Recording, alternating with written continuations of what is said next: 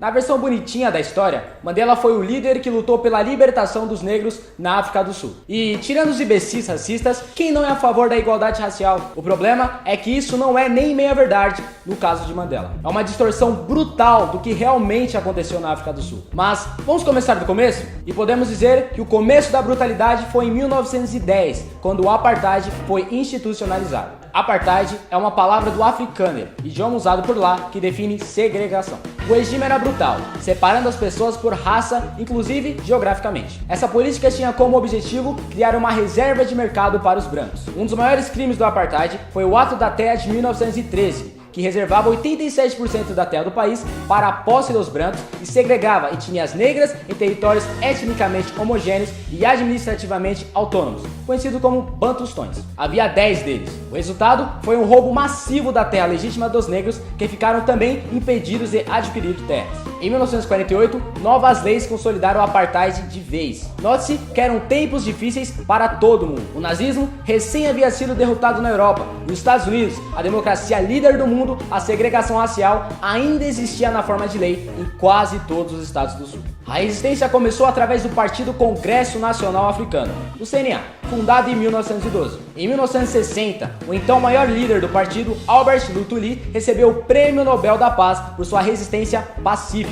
Entretanto, o mesmo ano seria marcado pelo protesto de Sharpeville, reprimido brutalmente pelo regime racista. Uma multidão de negros marchava contra a delegacia local, exigindo a liberação de presos que estavam lá exclusivamente por serem negros. A polícia abriu fogo, 69 manifestantes foram assassinados. E é aí que entra Nelson Mandela, um jovem terrorista descontente com os métodos pacíficos de Luthuli. Além de fazer parte do CNA, Mandela também era um destacado quadro do Partido Comunista da África do Sul, recebendo auxílio financeiro, treinamento militar e armamentos da União Soviética. Mandela aproveitou o trauma do massacre de Sharpeville para dar o salto rumo ao terrorismo explícito. Seus métodos: assassinato de negros dissidentes, uso de minas terrestres contra civis inocentes, incêndios contra comércios e realização de greves e boicotes mediante intimidações e torturas, inclusive de negros que não queriam aderir. Um membro do Partido Comunista da África do Sul, Joe Slovo, havia sido colega de Mandela em uma universidade. Coronel da KGB, sua ligação com Moscou se dava através da Zâmbia. Segundo diretivas do Kremlin, Mandela e Slovo fundaram em 1961 o MK,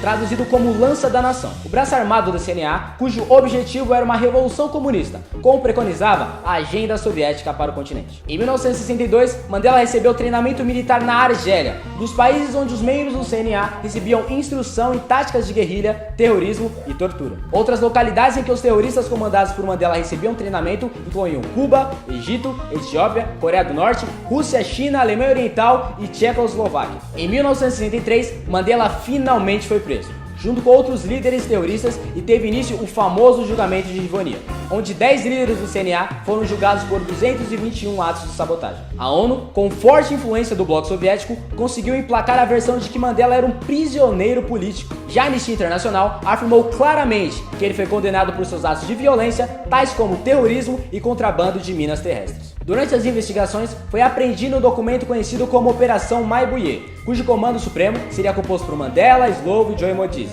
O documento continha um plano detalhado de guerra revolucionária que teria sido traçado como consultoria soviética e maoísta. Consistia em dividir o país em 4 regiões que seriam invadidos por pequenos grupos guerrilheiros de 10 homens cada, cuja missão era causar levantes nas comunidades e tribos através de dissimulação e intimidação, conseguindo adeptos. Enquanto esses comandos trabalhariam os vilarejos, uma força convencional de 7.000 homens invadiria o país com o apoio dos sindicatos. Em outro documento que veio à tona em Rivonia, Mandela declarou que traidores e informantes devem ser brutalmente eliminados. Em 1990, o presidente da África do Sul, Frederick William de Klerk, um branco do Partido Nacional Africano, pôs fim à proibição do CNA, libertou Mandela e conduziu à reconciliação do país. O trabalho de pacificação realizado por de Klerk lhe rendeu o Nobel da Paz, desgraçadamente dividido com o terrorista Mandela. O Mandela, que 26 anos após entrar na prisão, acabaria eleito presidente da África do Sul.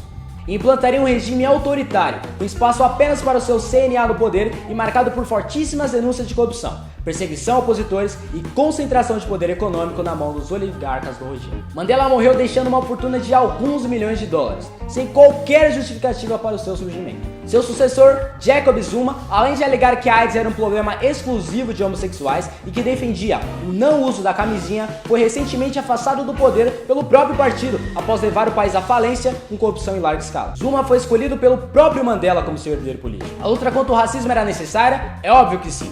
Tanto que o CNA, antes de Mandela, já realizava. A violência encontra alguma justificativa? É difícil defender isso quando o século XX trouxe os exemplos de Mahatma Gandhi e Martin Luther King. Gandhi libertou sua Índia dos colonizadores britânicos sem dar um único tiro, sem ferir um único civil, sem um único ato de terrorismo. Luther King fez desmoronar as leis racistas dos estados do sul dos Estados Unidos da mesma maneira. Mobilizaram seu povo e derrotaram o racismo com superioridade moral. Mandela talvez seja o caso de lavagem de biografia mais bem sucedido dos comunistas e esquerdistas em escala mundial. O CNA que Mandela sequestrou poderia ter sido o Partido da Reconciliação e Unificação Africana. Serviu para perpetuar a guerra racial no país e mantê-lo subdesenvolvido. É importante que conheçamos a história como ela realmente aconteceu, inclusive para que ela nunca mais seja repetida.